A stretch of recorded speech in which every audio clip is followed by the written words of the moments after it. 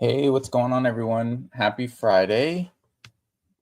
Um, Happy Thanksgiving to everyone yesterday.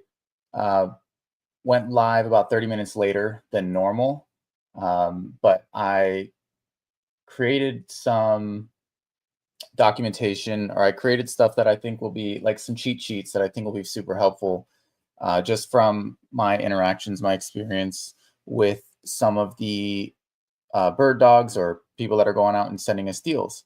And so I think this will be super helpful for everyone. I won't spend a ton of time on here today, like going through actual deals.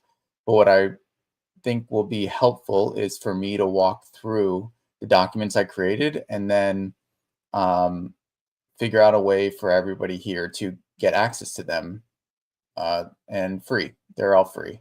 So let me share my screen here.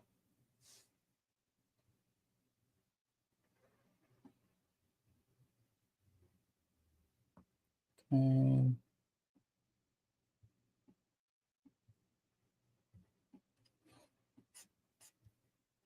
All right. Okay, cool. Everybody should be able to see this now. Let me zoom in. All right, cool. So first thing I wanted to share with everyone is this hunting guide. So just some quick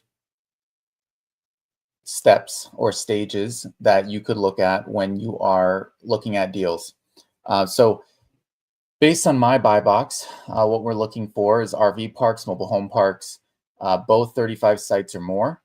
And then we are looking for parks that, as is today, are doing at least 150,000 in NOI or more. And so now this says or value add opportunity because if the park is 35 sites or more and there's value add opportunities, right? And so value add are things like are they below market on their occupancy? Like they have a low occupancy. If they have below market rents and they need to raise their rents to market, or if they're laundry, they can add laundry, or they can bill back on electric or utilities. All of these things are ways that we can increase the income, and then as there are ways for us to decrease the expenses, right? If their expense ratio is super high, like there's a park that we're looking at that's over 90% in their expense ratio, which means for every, if they're making $100,000, they're spending $90,000 of it. And so their NOI is greatly impacted by that. And so we are underwriting at like a 50% expense ratio, just to give as a reference. So ultimately what we want to see is there ways for us to any add backs are basically cutting the expenses. Do we are they overspending on staff, or maybe the electric, and so billing back on the electric, which is more of an income line item, will cut back on some of the expenses and what's out of pocket for us in terms of electric or utilities. If they're um, perhaps they're overspending in other areas. A lot of times too, we'll see like travel and um, we'll see travel. Let's see what else. We'll see like car maintenance. Like we'll see a bunch of line items in there that may make sense for them and how they're operating it, but not something that we would be carrying on as an operating expense going forward. So we'll cut that from it. So everything for those that just joined, also, I'm basically going through something that I will give out to everyone for free. This is just a hunting guide, something very quick and easy, like 3 stages of what you can look for and what at least I would find helpful if I was a bird dog or somebody hunting for deals. What exactly do I need to understand from a get-go? How do I eliminate in like 60 seconds, under a minute? How do I eliminate a park that might not be a good fit for my buyer? And then what does it look like when I'm getting on a phone and calling? Because everybody should be getting on the phone, right? With, like, let's say you saw it on a Facebook group or Craigslist, and so maybe a wholesaler is posting it, or a broker, or it's direct to seller. Once you kind of go through this stage one of checking off, like, does it meet a site minimum count, or does it make 150,000 in NOI? And then is there value add opportunities, which is what I was going through. And I have another document that I want to share with everybody. I think is helpful that somebody asked me for the other day, which is like, hey, are we of the value add opportunities? Like, what is value add opportunities? What does that look like for a mobile home park? What does that look like for an RV park?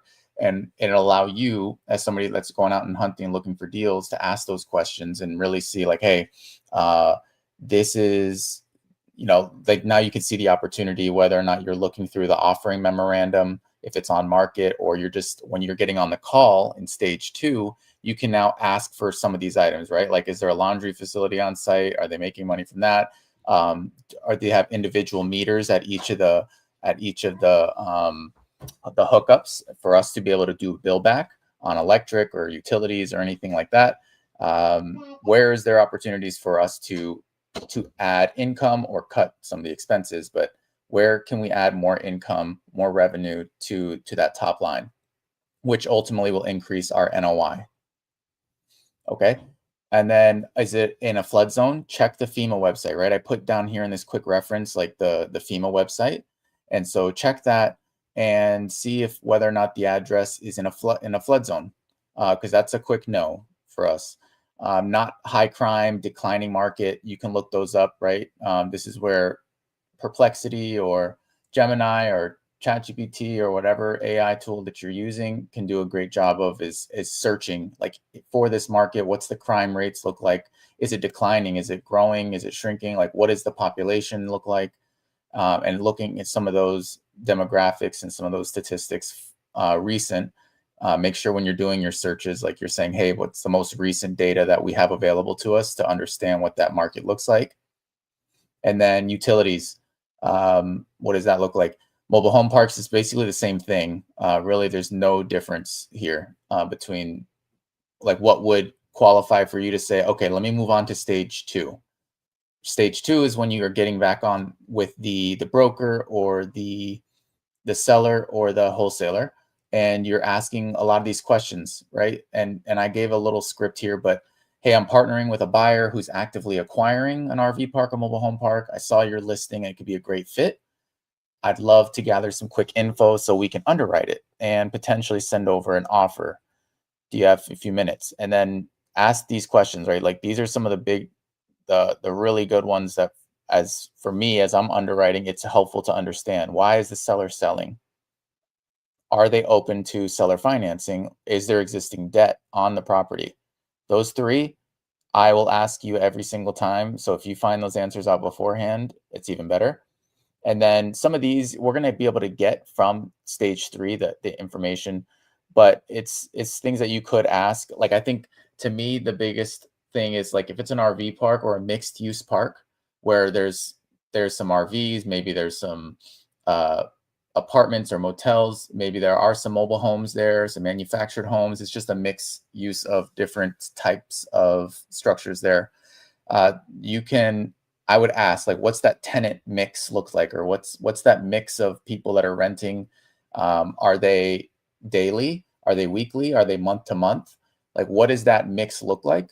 And because even if I get a rent roll or an occupancy report, a lot of times they don't clearly break that out of, like, what does my mix look like? If I have 50% of them are longer term, or and the other 50 is shorter term, week to week, day to day. So it's helpful to know that.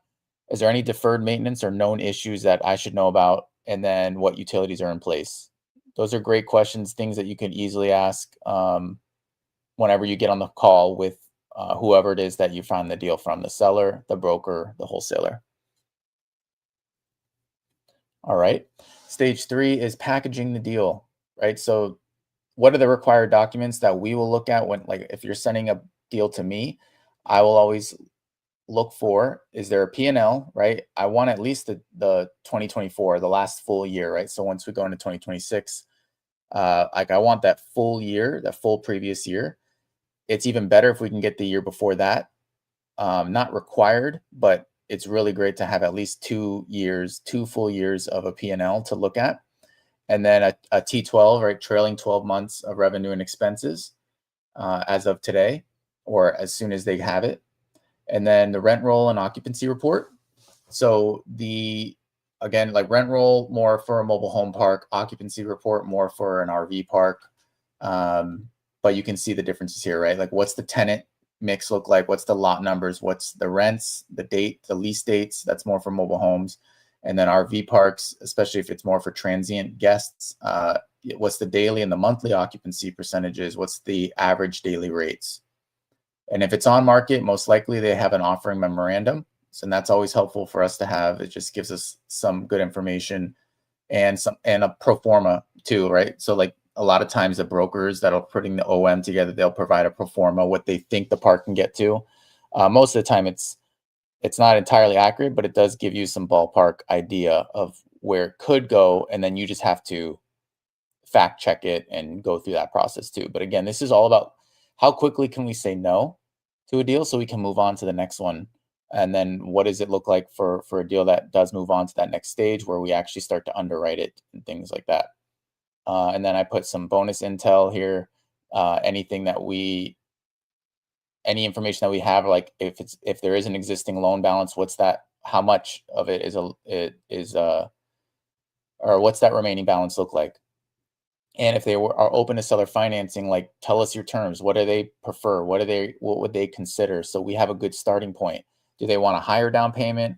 Do they want a higher monthly payment? They don't care so much as the down payment. All they care about is the price that we're going to purchase the park at. All these things are very helpful for us to be able to put together an offer that at least gets the seller what they're looking for or gets them close to what they're looking for. All right, cool. So I will provide, I guess the best way to get this, I'm going to provide a link after I'll put this together. I'll provide a link in the description of this. And I'll send out an email to everybody too that is subscribed already to us. Yeah, I think that's the best way to do it. For anybody that's live, any questions on this, anything that I can help with too before I jump on to the, I have another one. It's a quick, like a cheat sheet on how to find the NOI on a P&L, what exactly the NOI is, how to find it, what that looks like. Any questions though? Anything that I can help anybody with?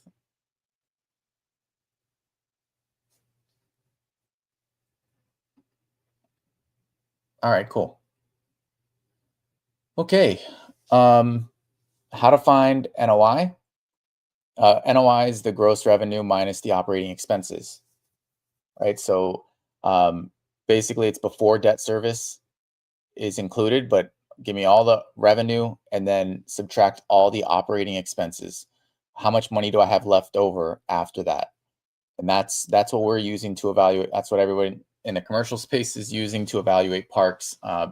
You take the NOI and you divide it by the price that they're asking for the park. It gives you the cap rate for that park.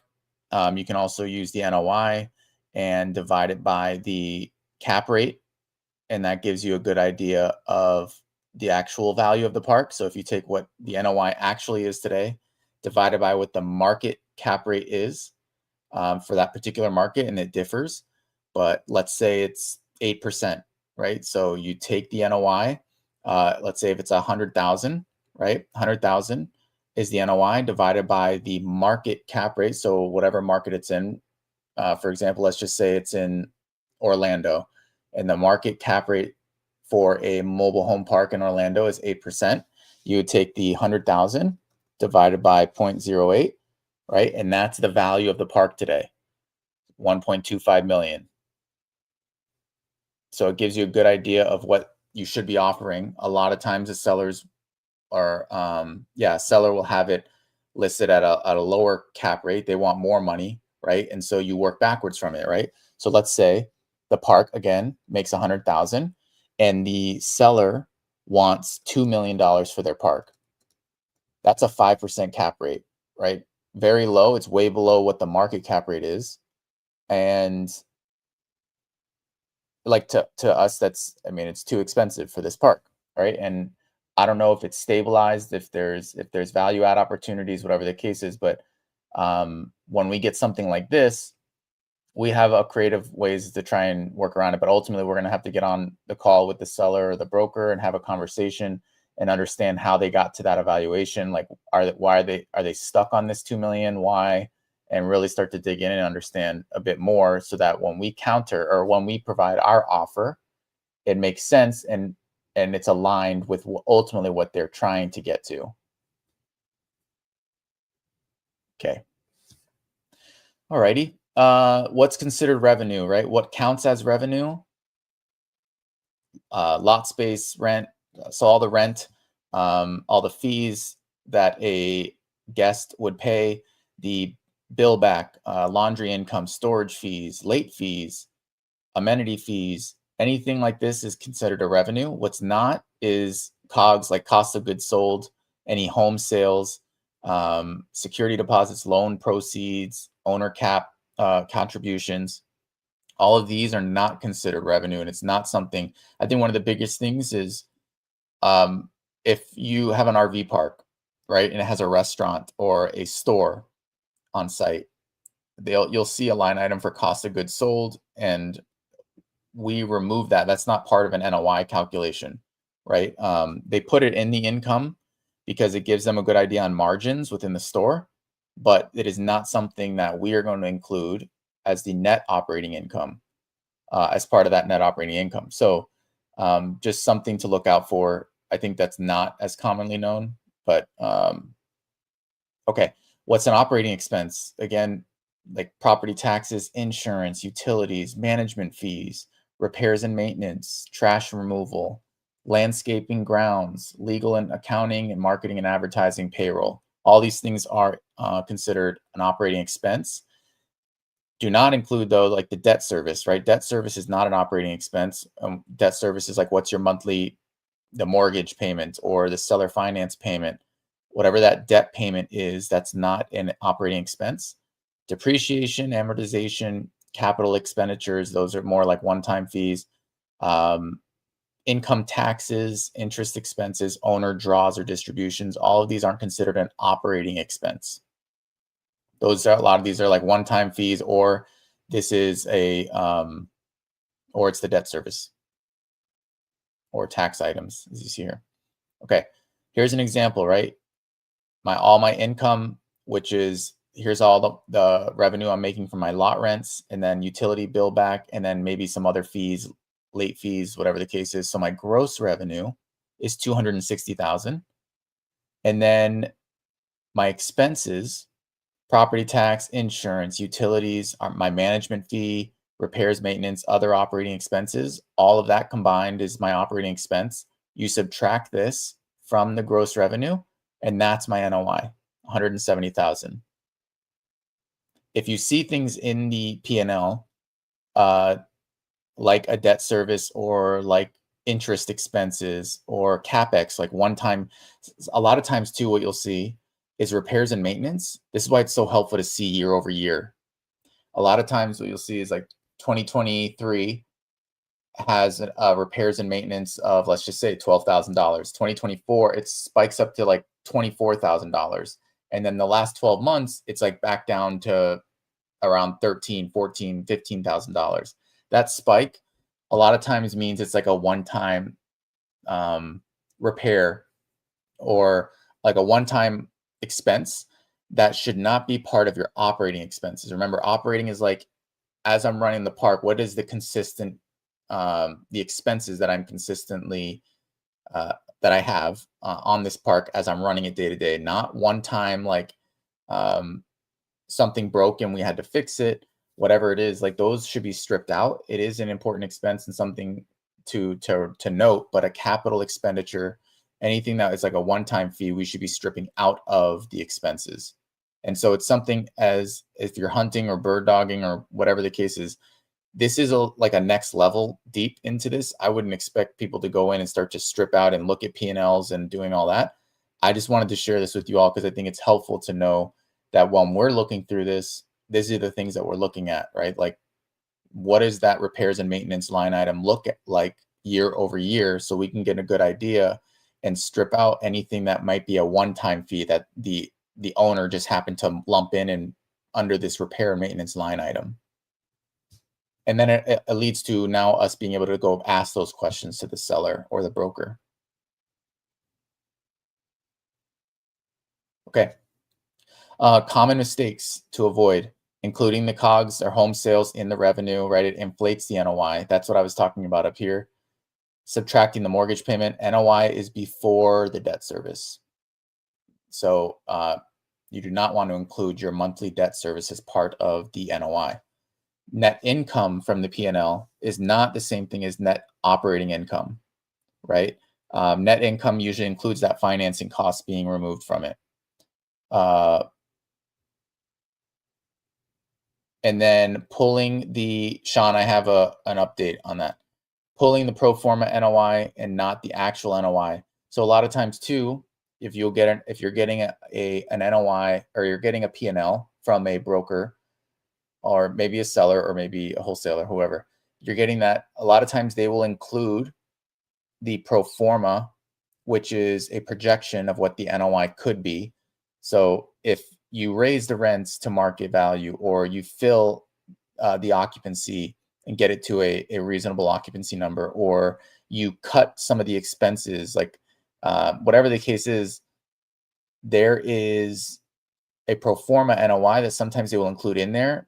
Don't mistake that for what I'm looking for, my as part of my buy box where I'm looking for 150,000 NOI or greater. That is as is today. Like, what is the park making today, not the pro forma number. And so ultimately we want to just be mindful of that, because sometimes they'll, maybe the actual today is like 100,000, but their pro forma is showing 200,000, right? And so just know the difference there.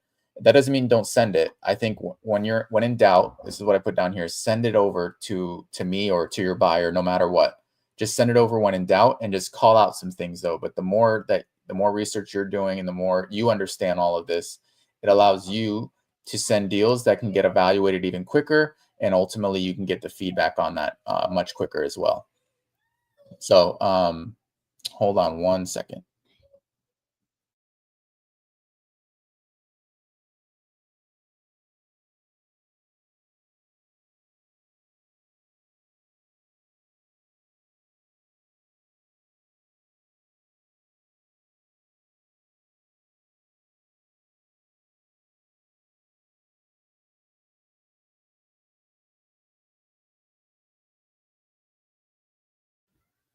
All right. So hopefully that's helpful. I'll make this available for everybody so that you all can use it. Okay, Sean, I don't know if you saw.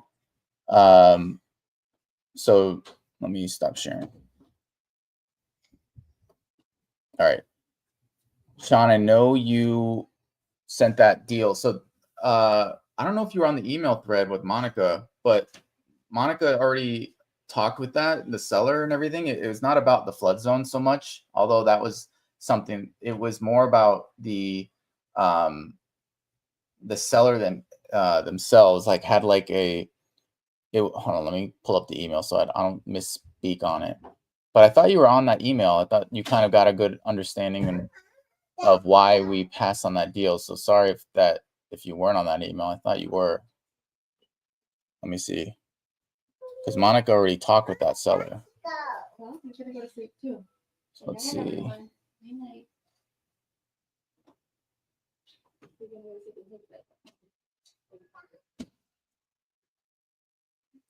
Monica, I'm just finding that email so I can call it out here.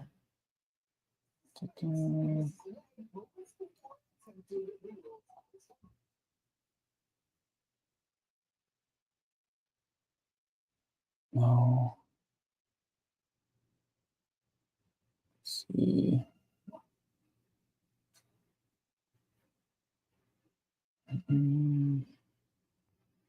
Where is this? What was the park's name? I can't find it. Let me see. Oh, here it is. I already spoke with the owner. He has a hard money loan, and this is not something The owner gambles in the stock market, is about to lose his house, has like 5 loans on it on this property. I think it was not something, there was a lot more liens on the property than expected, and it was not something that we could send an offer on. Can you turn that down, please, Jack? Thank you. Hopefully that's clear, though. Hopefully that it was not about the flood zone, though, because Patrick was on that email, and I see that you weren't on that email. It's just back to me and Patrick. So I don't know if you were aware of that, all the loans that were on there, like there's like 5 loans on it. But anyways, yeah, thank you for following up on it. I didn't realize you weren't on the email. I know you meet with Monica regularly, so. But yeah, hopefully this is helpful, what I just broke down. So I'm gonna find a way to share this with you all. I'll probably send out an email to everybody that they can go and then access and download it. But to me, I think it would be super helpful. So 2 things. One is a reference guide for a bird dog, and this will apply to anybody, right? Like go down in 60 seconds. Does it meet some of their criteria for the buyer? Know their buyer's criteria, like very quick hitting items.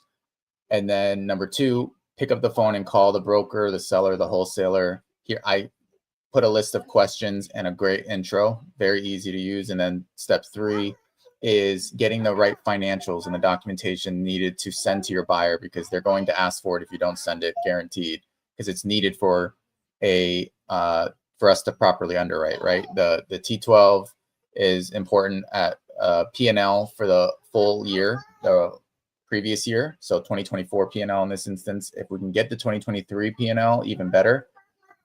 So 2 full years of the P&L at a minimum, though, it should be the at least 1 full year of P&L. And then the rent roll or occupancy report, depending, right? Mobile home park or RV park. And then the offering memorandum, if it is on market, the OM. And then the other guide that I put together is like, how do you find the NOI in the P&L? What is the NOI? How do you calculate it? What should be included and not included in the NOI? And then some of the common things that we see. I actually got a park sent to me the other day that is a off-market mobile home park, and the NOI that was sent was actually much lower than what the actual NOI was when I went into the P&L, and it's because they sent the net income, not the net operating income. Net income is the net operating income subtracted by like the debt service, right? And so they gave me, and the numbers still worked for us, but it was actually, the NOI was like 500,000, and they sent me an NOI of like 250,000, like half of that, because they were sending the net income, which removed the debt service. So that reference guide will be super helpful, I think, as well, just when you're looking through, because ideally it's like, as you're going and hunting for deals for whoever the buyer is, you should have up this reference guide on one page, on one screen, and maybe, you know, Crexy, Craigslist, LoopNet, Facebook, wherever it is that you're finding the deals on the other, so you can kind of quickly reference and knock out. I think the main goal is how quickly can you get to eliminating a park so you can move on to the next one. And that's ideally that's the best thing you can do from a timing perspective. Like, how do you send deals that ultimately you have enough information and everything for the buyer to then be able to quickly evaluate and move forward with. Awesome. Yeah, so only on for like 30 minutes today. I did push this back 30 minutes later, but hopefully this is helpful, and I will figure out a way to get you all these guides, and let me know if you have any questions, even after you're reviewing this, even if I'm not live. Feel free to leave a comment and let me know whether or not this is helpful, and whether or not you have other questions as you're looking through the documentation. All right, cool. So Sean, the Alabama one, let me see.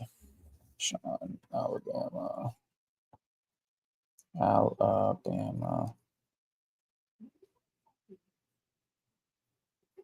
Oh, okay, in that city.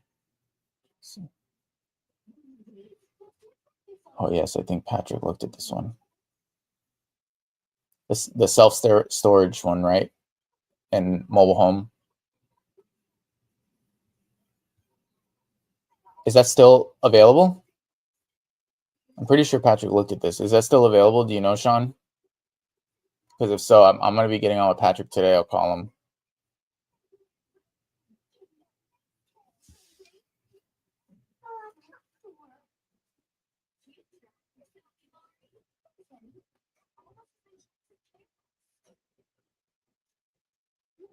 Okay, let me know. Yes, it is. Okay, cool. Perfect. All right. Let me see whether or not Patrick ended up getting on the phone with them. And if not, we'll have to set up a call with the broker to have that conversation. Okay. I'll get back to you on that one today.